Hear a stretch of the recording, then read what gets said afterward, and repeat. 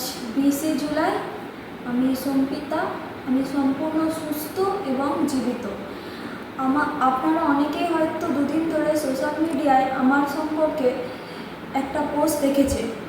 আমি দায়িত্ব নিয়ে বলছি, এখানে উল্লেখ করা প্রতিটি কথাই মিথ্যে। আমার সাথে কোনো ধরনেরই মানসিক বা শারীরিক নির্যাতন ঘটেনি, আর না আমি ডিপ্রেস। এবং এটাও বলা হয়েছে যে রবিলালকে আমি ফোন করে কাঁদতে কাঁদতে আমার শরীর খারাপের কথা বলেছিলাম। সেটা একটা সম্পূর্ণ মিথ্যে এবং তার মন গড়া একটি কথা। আমার সাথে এই ধরনের কোনো কথাই ওর সাথে হয়নি। আমি এবং আমার বোন এখানে 12 বছর আছি।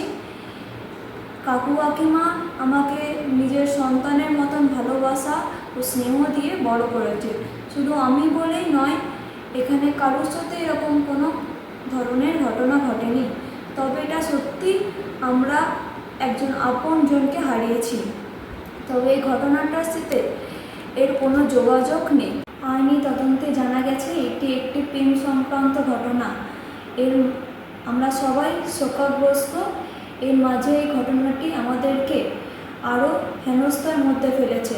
রিয়া চৌধুরী নামে একজন সোশ্যাল মিডিয়ায় এবং বিভিন্ন প্রতিষ্ঠানে ফোন করে এই ভুয়ো খবরটি ছড়াচ্ছে। যে বা যারা এই গুজবটি আমার এবং সংস্থার নামে ছড়াচ্ছে, তাদের বিরুদ্ধে জোরালো আইনি পদক্ষেপ নিতে চলেছি।